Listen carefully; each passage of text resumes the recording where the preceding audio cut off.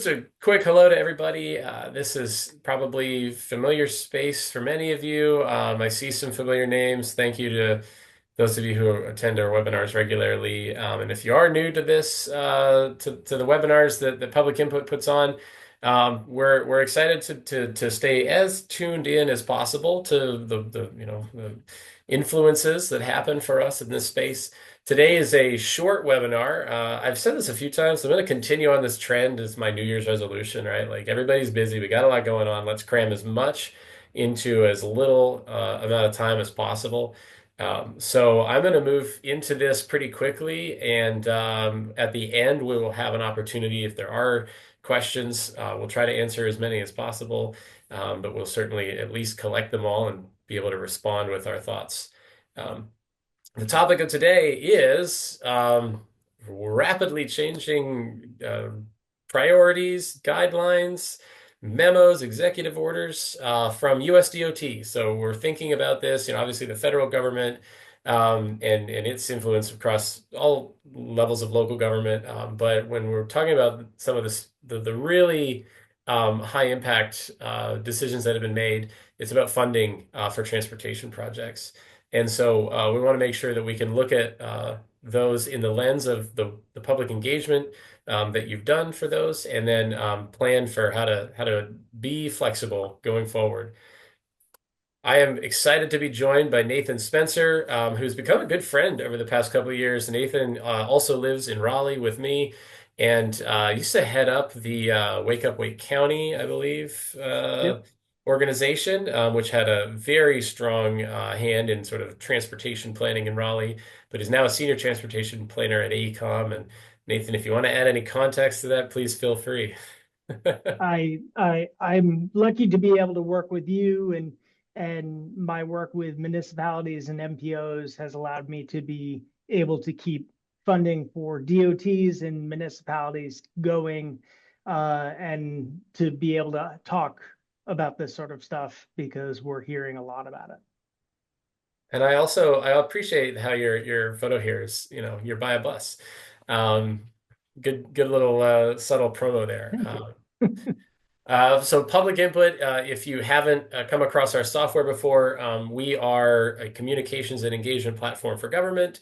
And obviously, as this webinar suggests, we pay very close attention to the type of funding mechanisms that you've got to adhere to and how you meet those mandates and we build tools to make that work easier. So if you're interested in learning more about public input, naturally, there will be a link at the end of this webinar and you can reach out. We'd be happy to talk about it.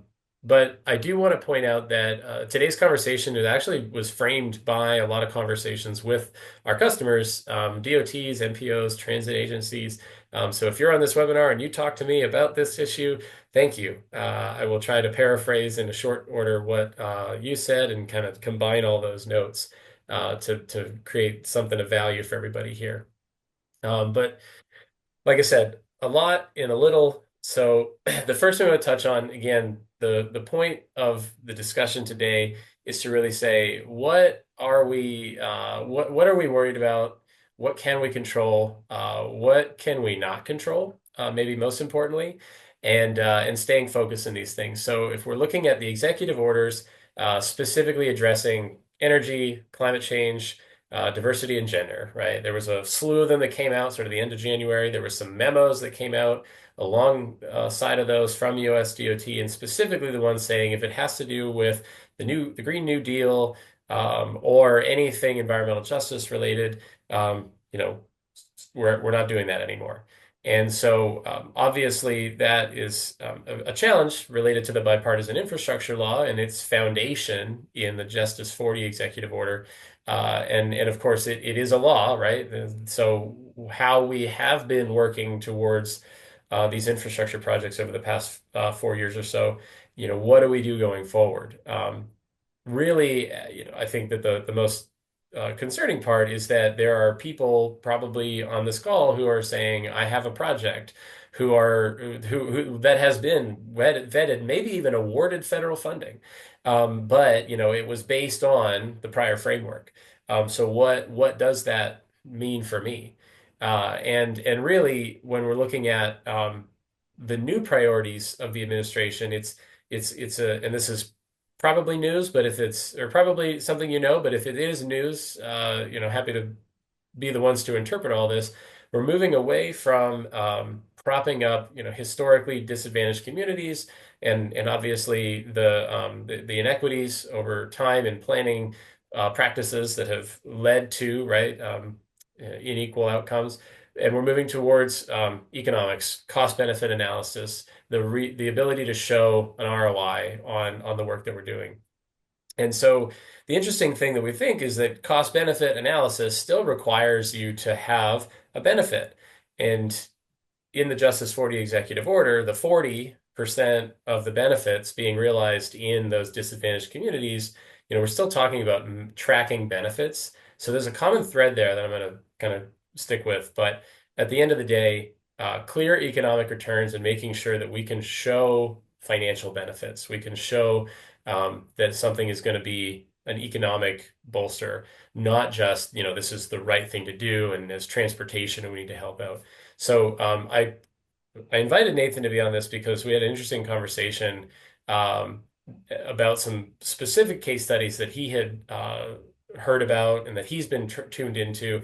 And I thought, rather than me try to paraphrase these things, I think your conversation with, one of the representatives in North Carolina here, and as well as you're just being familiar with some of this work through AECOM, um, I thought, man, you know what? Let's share some of those and the specific outcomes. So if you don't mind, Nathan, just talking through some of those Sure. specific examples, um, I think that really helps frame the conversation. Absolutely. So I had the opportunity to sit down and have dinner with the chairman of the Transit and Highways Subcommittee. And we went through a lot of the funding plans. The nice thing to hear was that obligated funds are safe.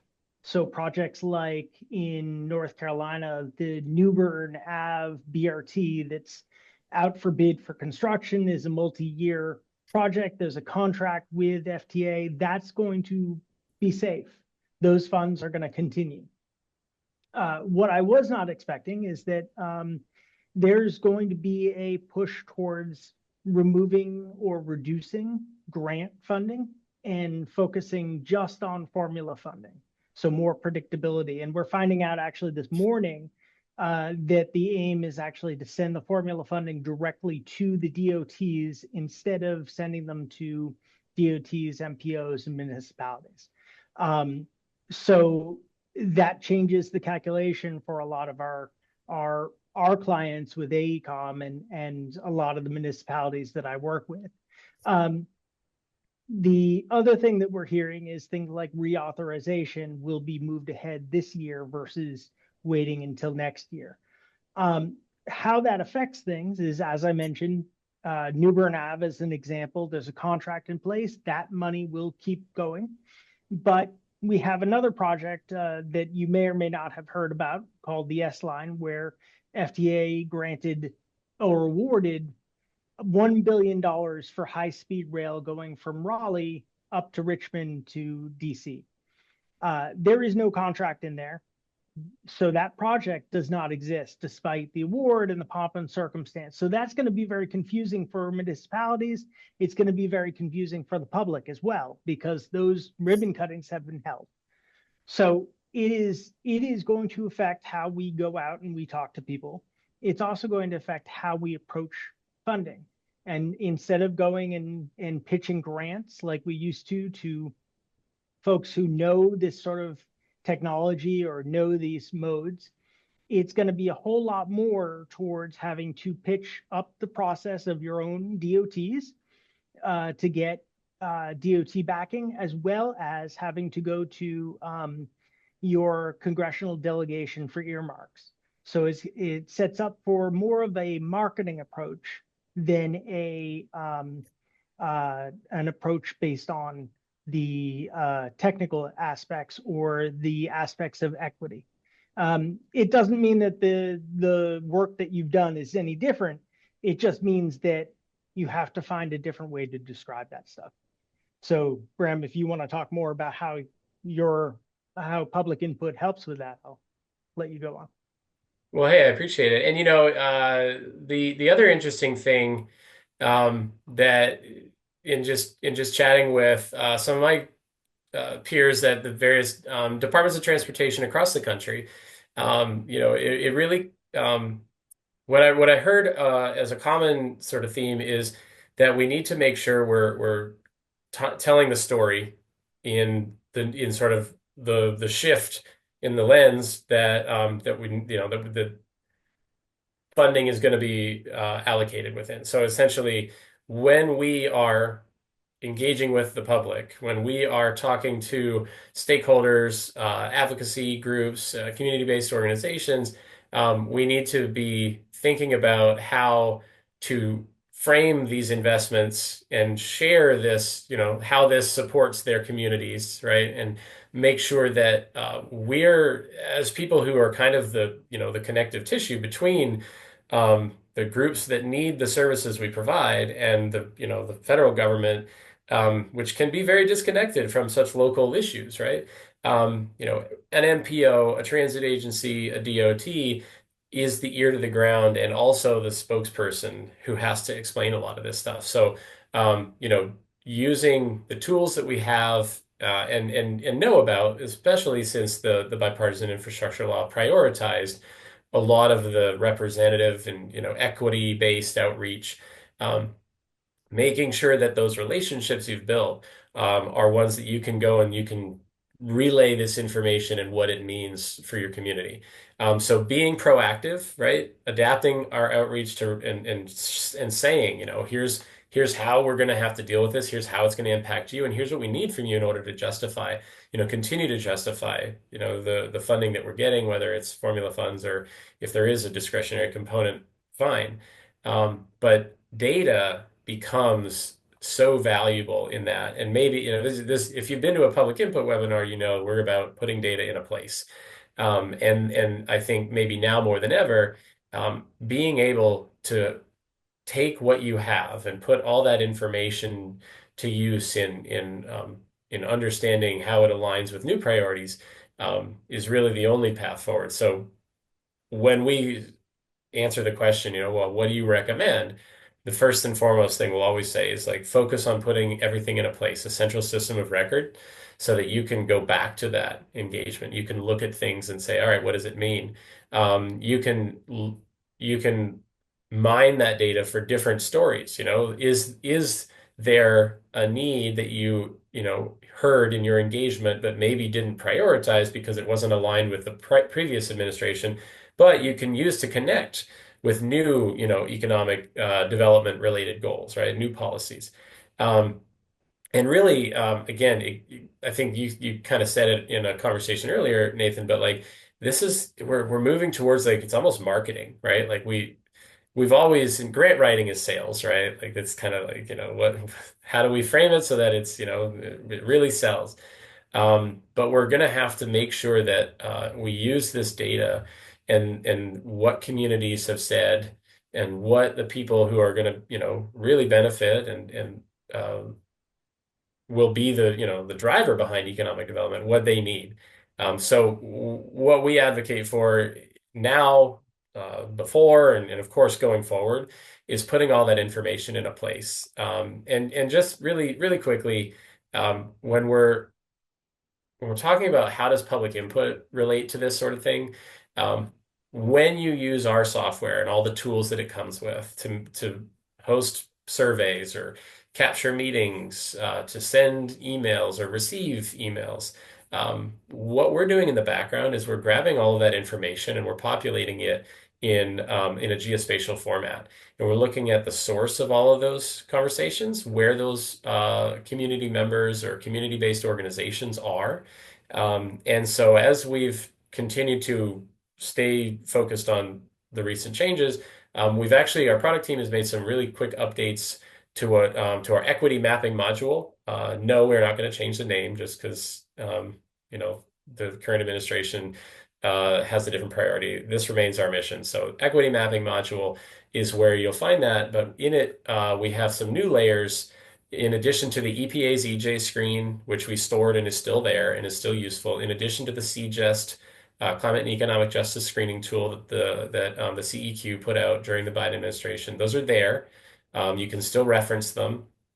And I know that some DOTs I've talked to are going to remain referencing those until state law or federal law changes. They've said, and this was a conversation I had the other week. We're not going to change anything until a law tells us to.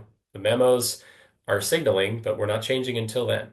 So those data sets are there, but we've also added opportunity zones, and we've also added layers like percentiles of preschool and nursery school registration. So parents who have children in a preschool or nursery program indicating young families, which is obviously what was listed in one of the memos from Secretary Duffy.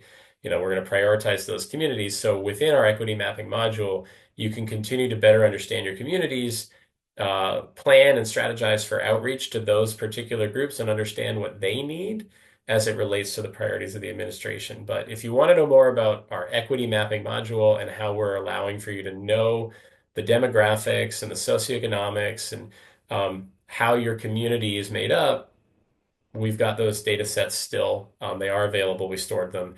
We'd be more than happy to have that conversation.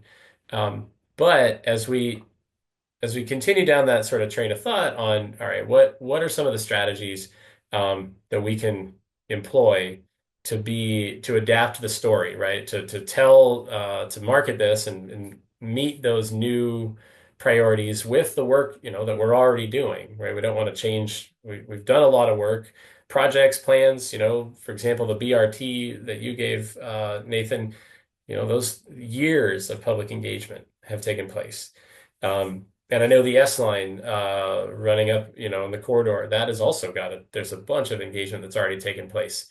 Um, but the thing that we need to maintain is the best practices for public engagement, which is making sure that the feedback that you gather reflects the community, making sure that it is diverse in nature so that it's, not just, obviously we're focusing on environmental justice, we're focusing on the people who do this work and are a part of it on a regular basis, but also making sure that as we learn about community needs and we have these conversations, we want to make sure that we're tying those to the US DOT and the federal government's priorities. We're looking for those common themes in the engagement we've got, and being able to show in our reporting how does the message that we're receiving align with what they're asking for. So we do that through visualizing, using those, some of those charts and the graphs and saying, hey, of people who live in these places where you are prioritizing, here's what they need, right? Public transit is kind of in the crosshairs at the moment, right? We know that in the previous Trump administration, public transit did not receive the same type of funding that roads and highways did. But if we can show in the data, right, like in these communities where we're trying to prop up, our investments, right, if there is a need for public transit, right, there is an interest in this. Being able to slice and dice that information is really important. So we're really advocating for an enormous amount of focus on the information in a way that you can start to pull narratives from it. And as an example of that, I wanted to use I think I saw somebody from the city of Charlotte on the registration list, but I'm not sure if they're from CATS. Um, I wanted to use the CATS links silver line as an example, sort of like how are we adapting this this narrative, right? How are we using the existing information we've got to meet the needs of the next sort of the next phase of these projects. So as the story goes, right, CATS. So if you're unfamiliar with the Charlotte area transit system, it is City of Charlotte, and they had completed the Blue Line light rail, which was a sort of a north-south from South Charlotte up into Uptown Charlotte corridor. And largely everybody in the city early on said, why are we building a light rail from nowhere to Uptown? That part of Charlotte was a very industrial area, and there wasn't a lot of need. But it was an economic development initiative. There has been since like a wonderful case study on all the new developments, both residential and multi-use, and it's really, I mean, it's been a really inspiring case for transit-oriented development and that sort of thing. But okay, so that was the blueprint for the Silver Line, right? We're going to go, and the federal government contributed quite a bit because it was, bringing up an area of town that was very much, underinvested. And now we've got sort of this new, right? Okay, what do we do now? And so I use this headline as a little bit of hyperbole, but it was a local newspaper that came out last year. I mean, last month.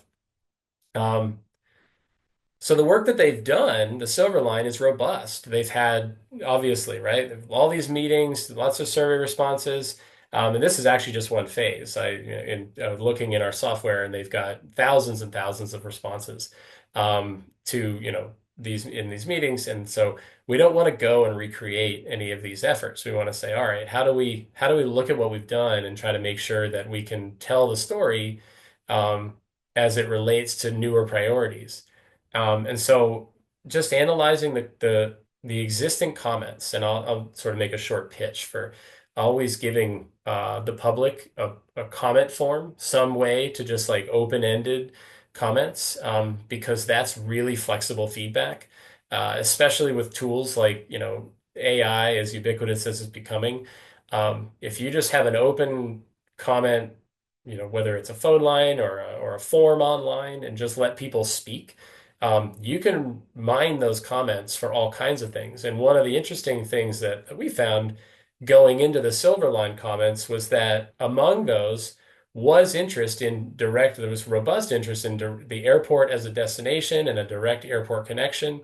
There was also other places where people wanted to go: Independence Boulevard, Midtown, South End, Center City. So what if you mined those comments to say, where are people talking about going and where are the destinations? That was kind of the prompt, right?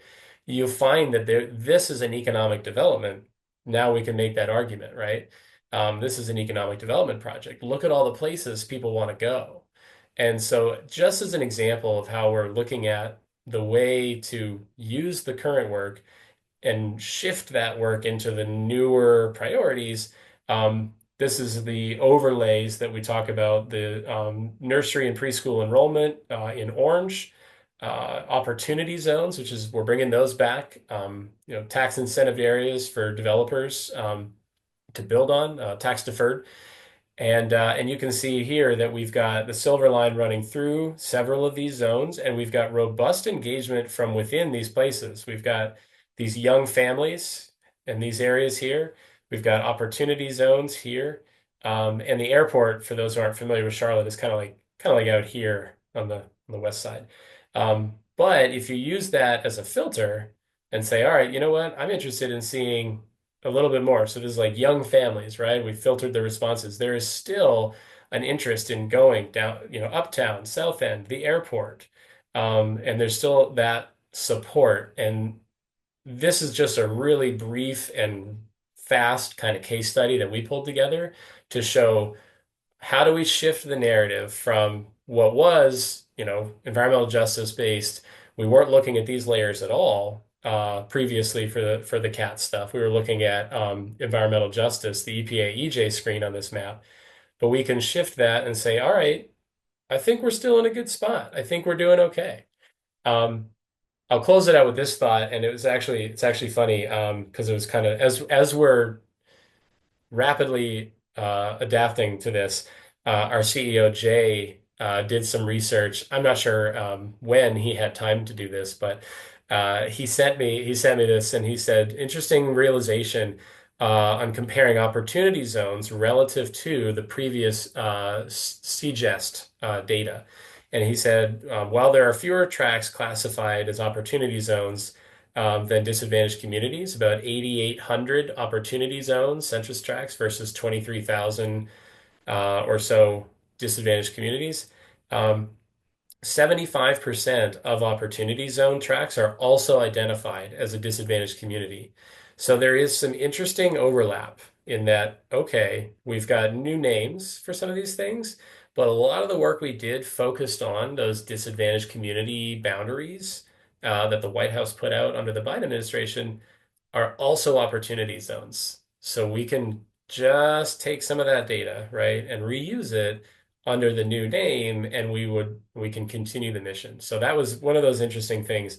By no means does it say this is all overlapping, or there's definitely going to be areas where, you know, since there are less opportunity zones than there are disadvantaged ones, we need to look at this. But largely, I thought, that's a really great way to kind of wrap this up as we want to take this opportunity to say, don't reinvent the wheel. We want to make sure that everybody has a chance to change the narrative, market what they've done, and look at this going forward. So I'm going to pause there.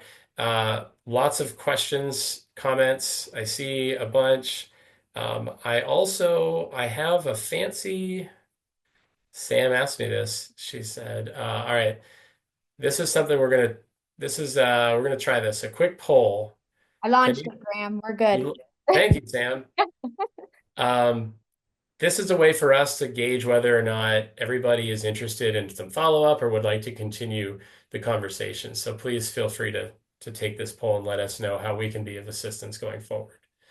Um, all right, Nathan, one question. Yes. What I keep hearing in these webinars is that so much of the direction is dependent on how, yeah, the regional federal highways offices and state DOTs are interpreting the executive orders.